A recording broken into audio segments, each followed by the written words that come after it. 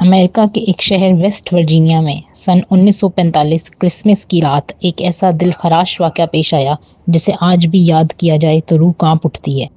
یہ کہانی ہے ایک ایسے کپل کی جو اپنے بچوں کے ساتھ خوش و خرم زندگی گزار رہے تھے، لیکن پھر ان کی زندگیوں میں کچھ ایسا ہوا جو ایک نہ حل ہونے والا معمہ بن گیا۔ 24 دسمبر 1945 کو کرسمس کی تقریبات سے فارغ ہونے کے بعد تقریباً رات 1 بجے جینی کو گھر میں دھواں سا محسوس ہوا۔ دیکھنے سے پتہ چلا کہ اس کے کچن میں آگ لگ چکی تھی۔ جارج اور جینی نے جلد ہی اپنے 4 بچوں کو باہر نکال لیا، لیکن جو 5 بچے رات کھیلنے کے بعد اپنے اوپر والے کمرے میں سونے گئے تھے وہ اندر ہی رہ گئے تھے۔ جارج نے سخت پریشانی کے عالم میں ان کو بچانے کی غرض سے جب سیڑھی ڈھونڈنی چاہی جو کھڑکی کو لگی تھی تو وہ اپنی جگہ سے غائب تھی۔ اس نے اپنے ٹرک کا استعمال کرنے کا سوچا، مگر جو ہی سٹارٹ کیا تو ٹرک کا انجن سٹارٹ نہیں ہوا اور دوسرا ٹرک بھی خراب تھا۔ وہاں پر موجود لوگوں نے فائر ڈپارٹمنٹ کو فون کرنے کی بہت کوشش کی، لیکن وہاں کوئی فون ہی نہیں اٹھا رہا تھا۔ مگر جیسے ہی فائر ڈپارٹمنٹ سے رابطہ ہوا تو وہ بھی بہت دیر سے وہاں پہنچے۔ وہاں پر موجود لوگوں کو یہی لگا کہ یہ 5 بچے جو اوپر کے کمرے میں تھے وہ جل کر مر گئے ہیں، مگر حقیقت اس سے بھی زیادہ خطرناک تھی۔ اگلی صبح تحقیقات شروع ہونے پر افسر کا یہی اندازہ تھا کہ بچے آگ میں جل کر ختم ہو چکے ہیں، مگر یہ کیسے ممکن تھا؟ یہ یقین کرنا بھی مشکل تھا، کیونکہ انسانی ہڈی 800 ڈگری سیلسیس پر بھی مکمل راکھ نہیں بنتی، خاص طور پر کیلشیم والے حصے جیسا کہ دانت وغیرہ۔ تو یہ کیسے ممکن تھا کہ 5 بچوں میں سے کسی کی بھی ہڈی یا دانت وغیرہ نہ ملا ہو؟ بعد میں ہونے والی فورینزک رپورٹ سے یہ بھی سامنے آیا کہ آگ اتنی دیر تک نہیں لگی تھی کہ ہڈیاں مکمل طور پر جل جاتیں، اس لیے سوڈر فیملی نے اس رپورٹ کو رد کر دیا۔ تحقیقاتی ٹیم نے آگ کی وجہ یہ بتائی کہ کچن میں شارٹ سرکٹ ہوا تھا، مگر جارج سوڈر کا کہنا تھا کہ اس نے کچھ ہی وقت پہلے وائرنگ کروائی تھی، اس میں کوئی خرابی کا سوال ہی پیدا نہیں ہوتا۔ جارج کو اچانک سے حادثے کے وقت ہونے والے کچھ عجیب واقعات یاد آئے۔ جب وہ فائر بریگیڈ کو کال کرنے لگا تھا تو فون کی تار کٹی ہوئی تھی، اور بعد میں تحقیق سے پتہ چلا کہ یہ تار باہر سے کاٹی گئی ہے۔ اسی طرح جینی کو بھی یاد آیا کہ رات ٹھیک 12:30 پر ایک فون آیا تھا۔ دوسری طرف ایک عورت تھی جو زور زور سے ہنس رہی تھی۔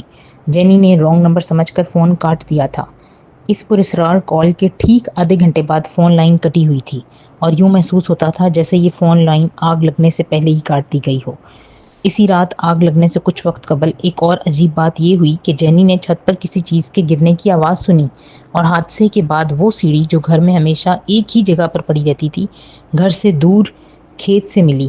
اور تو اور جارج کے دونوں ٹرک جو ایک دن پہلے بالکل صحیح تھے وہ بھی اچانک خراب ہو گئے۔ اس واقعے سے کچھ ماہ قبل ایک انشورنس کمپنی کا ایجنٹ جارج کے پاس آیا تھا، اور اس نے گھر کی انشورنس کروانے پر بہت زور دیا تھا۔ جارج کے انکار پر اس نے اسے دھمکی دی تھی کہ تمہیں اس بات کا احساس تو تب ہوگا جب تمہارے گھر میں آگ لگے گی۔ جارج کو اس کی بات پر بہت حیرانگی ہوئی۔ دوسری تھیوری یہ بھی بنتی ہے کہ جارج سوڈر کی میسولینی کے خلاف دیے گئے بیانات اطالوی مافیا کے لیے ناپسندیدہ رہے ہوں، اور انہوں نے بچوں کو اغوا کر لیا ہو۔ کچھ لوگوں نے اس واقعے کے بعد مختلف جگہوں پر سوڈر کے گمشدہ بچوں کو دیکھنے کا دعویٰ بھی کیا۔ 1 سال گزر جانے کے بعد نئی تحقیقات سے یہ بات سامنے آ گئی کہ یہ آگ جان بوجھ کر لگائی گئی تھی۔ ایک بس ڈرائیور جو اس وقت وہاں سے گزر رہا تھا، اس نے اس بات کا اعتراف بھی کیا کہ جب آگ لگی ہوئی تھی تو اس نے لوگوں کو ایک آگ کا گولہ نما چیز پھینکتے دیکھا تھا۔ کچھ مہینے بعد جب برف پگھلی تو سوڈر کے گھر کے قریب ایک ربڑ جیسی گول چیز دیکھنے کو ملی جسے پائن ایپل بوم کہا جاتا ہے۔ جینی کو بھی یاد آیا کہ اس حادثے سے کچھ وقت قبل جو چھت پر آواز سنی تھی شاید وہ یہی تھی۔ جارج اور جینی کی تقریباً ساری زندگی اسی مسٹری کو حل کرنے میں لگ گئی۔ انہوں نے بڑے بڑے بل بورڈز پر انعام کی پیشکش کے ساتھ بچوں کی تصاویر بھی لگائیں، لیکن ان کے بچوں کا کچھ پتہ نہ چل سکا۔ سن 1960 میں جینی کو ایک خط موصول ہوا جس میں ایک نوجوان لڑکے کی تصویر تھی جو اس کے بیٹے لوئس سے بہت مشابہت رکھتا تھا۔ اس میں لکھا تھا، لوئس سوڈر I love you brother Frankie. George اور جینی نے ایک پرائیویٹ جاسوس بھی رکھا، مگر پھر بھی کوئی سراغ نہ لگ سکا۔ سن 1969 میں جارج کے انتقال کے بعد جینی نے اپنی باقی ساری زندگی کالی پوشاک اور غم میں گزار دی۔ 1989 میں جینی کی بھی موت ہو گئی۔